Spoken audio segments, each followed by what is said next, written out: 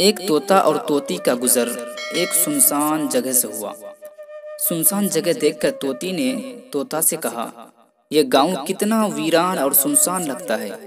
तो तोता ने कहा, शायद इस गांव से कोई उल्लू गुजरा होगा।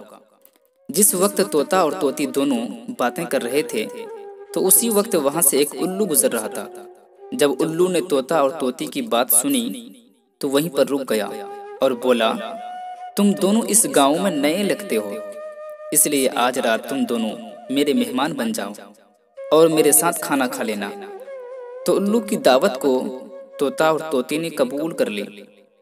खाना खाकर रात सो गई।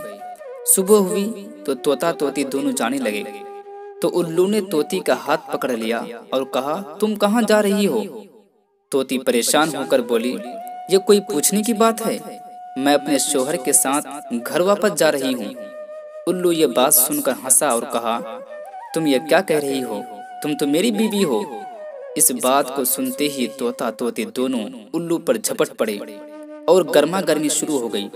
जब दोनों में काफी झगड़ा बढ़ गया, तो उल्लू ने तोता से कहा, हम ऐसा करते हैं, तीनों अदालत चलते हैं और अपना मुकदमा जज के सामने पेश करते हैं, और जज साहब जो फैसला करेंगे वो फैसला मुझे कबूल है। तो उल्लू की इस बात को सुनकर तोता तोती दोनों मान गए और तीनों अदालत में पेश हुए। तो जज ने उल्लू के हक में फैसला देकर अदालत बर्खास्त कर दी। तो तोता इस बेइंसाफी पर बहुत रोया और चीखता चिल्लाता वो घर जाने लगा। तो कुछ देर के बाद उल्लू ने तोता को आवाज दी और कहा, भाई तोता, तुम अकेला कहाँ जाते हो? अरे अपनी बीबी तोती को भी तो साथ ले जाओ। तो तोता हैरानी से उल्लू की तरफ देखा और बोला, अब क्यों मेरे जख्मों पर तुम नमक छिड़कते हो? ये अब मेरी बीबी कहाँ है? ये तो तुम्हारी बीबी है।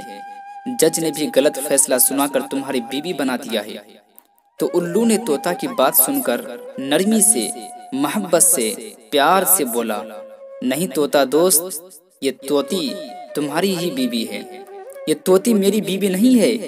अरे मैं तो तुमको सिर्फ ये बताना चाहता था कि कोई बस्ती या कोई गांव किसी उल्लू के गुजरने से वीरान या सुनसान नहीं होता है, बल्कि गांव वीरान और सुनसान तब होता है जब उस गांव से इंसाफ उठ जाता है, जब उस गांव में कोई हक इंसाफ करने वाला नहीं होता है, कोई हक बोलने वाला नहीं होता है, तो फिर वह गांव वीरान और सुनसान हो जाता है।